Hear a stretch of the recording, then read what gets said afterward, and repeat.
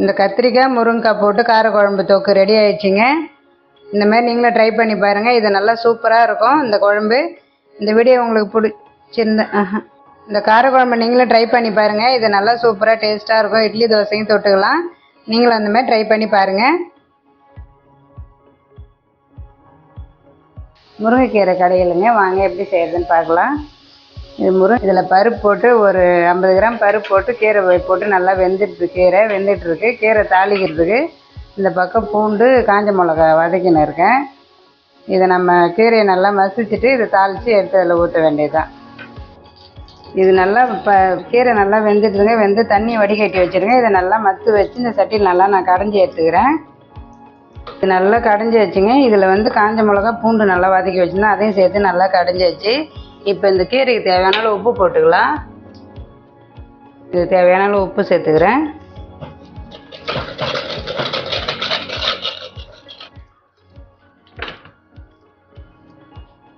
கீரை தாளிப்புக்கு எண்ணெய் ஊற்றி ஒரு 3 ஸ்பூன் எண்ணெய் ஊற்றிடணுங்க. அது நல்லா காஞ்சிடுது. ஒரு சின்ன டீஸ்பூனில் 1 டீஸ்பூன் வடகம் சேர்த்துக்கிறேன். வடகம் போட்டு கீரை தாளிச்சோன்னா நல்லா வாசனையாக இருக்குங்க. இந்த கீரையிலேருந்து வடிகட்டி தண்ணி எடுத்து வச்சுருந்தேன், அதையும் கீரையில் சேர்த்துக்கலாம். எந்த அளவு உங்களுக்கு தண்ணி வேணுமோ அந்த அளவு சேர்த்துக்கோங்க. திக்காக வேணுனாலும் நம்ம திக்காகவும் வச்சுக்கலாம். நான் கொஞ்சம் தண்ணி சேர்த்துக்கிறேன். இது வடகம் நல்லா பொரிஞ்சிடுது. இப்போ நம்ம வடகத்தை கீரையில் சேர்த்துக்கிறேன். இந்தமாரி நம்ம நல்லா கடைஞ்சிட்டு வடகம் சேர்த்து தாளிச்சோம்னாக்கா கீரை நல்லா டேஸ்ட்டாக இருக்குங்க. ஹலோ ஃப்ரெண்ட்ஸ், இது நம்ம சிகப்பு ரோஜா சேனல். நம்ம வீட்டில் இன்றைக்கி நாங்கள் தீபாவளிக்கு இந்த குழம்பு ஸ்பெஷலாக வைப்போங்க. அதனால் இது எங்கள் வீட்டில் தீபாவளி குழம்பு அப்படின்னு பேர். அது ரொம்ப நாளாக தீபாவளி குழம்பு வச்சு கொடுங்க அப்படின்னு கேட்டிருந்தாங்க. இன்றைக்கி அதுதான் செய்ய போகிறோம். தீபாவளிக்கு நான்வெஜ் செய்யாதவங்க இந்த குழம்பு செய்வோம். நாங்கள் நான்வெஜ் செய்ய மாட்டோம், அதனால் அந்த குழம்பு தான் செய்வோம். வாங்க இன்றைக்கி எப்படி செய்யறதுன்னு பார்க்கலாம். கோடை குழம்பு அப்படின்னு சொல்லுவாங்கங்க. இந்த குழம்பு வைக்கிறதுக்கு ஒரு 100 கிராம் அளவு கடலைப்பருப்பு எடுத்து ஊற வச்சுருக்கேன். இதை நல்லா அரைச்சி எடுத்துக்கலாம்.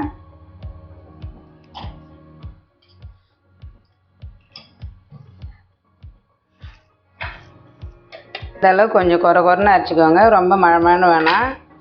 நம்ம நல்லா இந்த கடலைப்பருப்பு 1 மணி நேரம் 1.5 மணி நேரம் ஊற வச்சு இந்த பாருங்கள், இந்த அளவு கொஞ்சமாக நல்லா குறைன்னு அரைச்சிக்கலாம். இது நான்வெஜ் செய்ய மாட்டோம், அமாவாசை தீபாவளி ரெண்டும் ஒன்றா அன்றைக்கி நான்வெஜ் செய்ய மாட்டோம் இல்லையா, அதனால் அன்றைக்கி எங்கள் வீட்டில் வடைக்கு கடலைப்பருப்பு ஊற வைக்கல, அந்த கடலைப்பருப்பு எடுத்து இந்த மாதிரி குழம்பு வச்சுக்குவோம் நாங்கள். இன்றைக்கி அதுதான் செய்ய போகிறேன். இதில் ஒரு வெங்காயம் கட் பண்ணி வச்சுருக்கேன், ஒரு பச்சை மிளகா கட் பண்ணி வச்சுருக்கேன், அதையும் சேர்த்துக்கலாம்.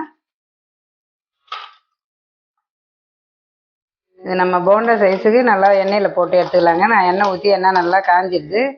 இதில் கொஞ்சமாக உப்பு சேர்த்துக்கலாம். போண்டா போட்டு எடுக்கிறதுக்கு கொஞ்சமாக உப்பு சேர்த்துக்கலாம்.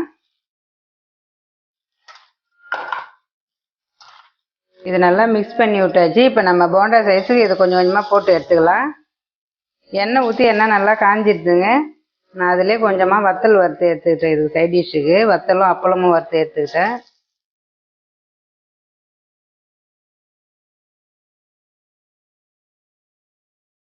இந்த குழம்புக்கு கொஞ்சமாக தேங்காய் அரைச்சிக்கலாம். ஒரு 1/4 மூடி தேங்காய், ஒரு 1/4 ஸ்பூன் ஜீரகம் சேர்த்துக்கலாம்.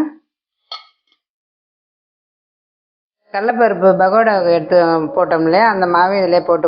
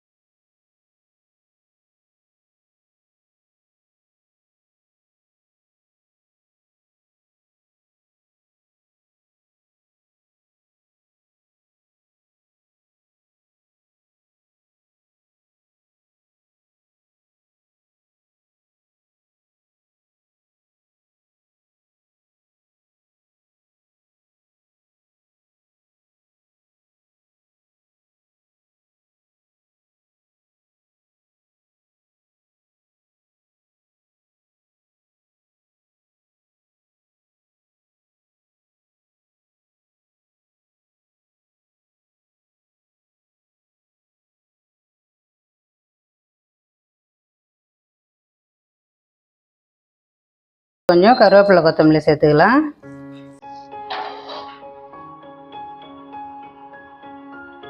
இப்போ கோஸ் கூட்டு வைக்கிறதுக்கு ஒரு 2லேருந்து 3 ஸ்பூன் எண்ணெய் ஊற்றிக்கலாம். எண்ணெய் நல்லா காஞ்சது கடுகு சேர்த்துக்கலாம். ஒரு அரை ஸ்பூன் ஜீரகம் சேர்த்துக்கலாம். கடுகு ஜீரகம் நல்லா பொரிஞ்சதும் ஒரு 2 பச்சை மிளகாய் கட் பண்ணி வச்சுருக்கேன், அதையும் சேர்த்துக்கலாம். கொஞ்சமாக இஞ்சி பூண்டு தட்டி வச்சுருந்தேன், அதையும் சேர்த்துக்கலாம். ஒரு வெங்காயம் கட் பண்ணி வச்சுருக்கேன், அதையும் சேர்த்துக்கிறேன். தக்காளி கட் பண்ணி வச்சுருந்தேன், அதையும் சேர்த்துக்கலாம். இது எல்லாமே கொஞ்சமாக லைட்டாக வதங்கினா போதுங்க. நம்ம குக்கர் மூடி போட்டு மூடி விட போகிறோம், அதனால் கொஞ்சமாக வதங்கினா போதும். இப்போ கோஸ் சேர்த்துக்கலாம். பொடியாக கட் பண்ண கோஸ் சேர்த்துக்கிறேன். ஒரு உருளைக்கிழங்கு தோல் எடுத்து கட் பண்ணி வச்சுருக்கேன், அதையும் சேர்த்துக்கலாம்.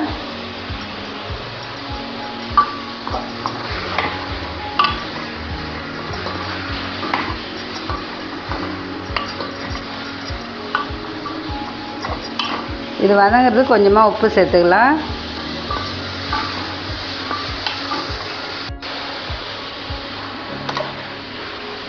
கொஞ்சமாக மஞ்சள்தூள் போட்டுக்கலாம்.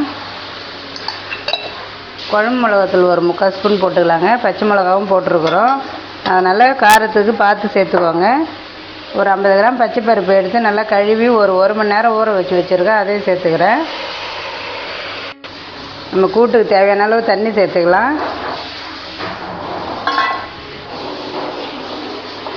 இப்போ இந்த கூட்டுக்கு தேவையான அளவு உப்பு சேர்த்துக்கலாம். தண்ணி பார்த்து சேர்த்துக்கோங்க. உங்களுக்கு கொஞ்சம் தண்ணியாக வேணும்னா இன்னும் கொஞ்சம் தண்ணி சேர்த்துக்கலாம். இது வெந்ததுன்னா கரெக்டாக இருக்கும். நான் தண்ணி இதுக்கு தேவையான அளவு வச்சுட்டேன். இப்போ குக்கர் மூடி போட்டு மூடி விட்டுக்கலாம். ஒரு 2 விசில் வச்சுக்கலாங்க. தேங்காய் அரைச்சிக்கலாம். ஒரு 1/4 மூடி தேங்காய் சேர்த்துக்கிறேன். ஒரு 1/4 ஸ்பூன் பெருஞ்சீரகம் சேர்த்து இது நல்லா பேஸ்ட்டாக அரைச்சி எடுத்துக்கலாம். கூட்டுக்கு ப்ரெஷர் போயிடுது, குக்கர் திறந்துக்கலாம்.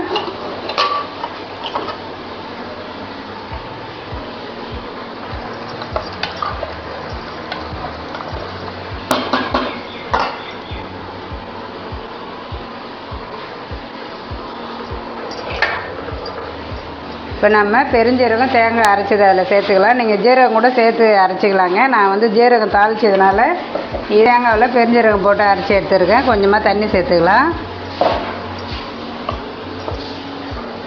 இது லைட்டாக ஒரு கொதி வரட்டும். தேங்காய் ஊற்றி ஒரு கொதி வந்துடுது. கொஞ்சமாக பெருங்காயம் சேர்த்துக்கலாம்.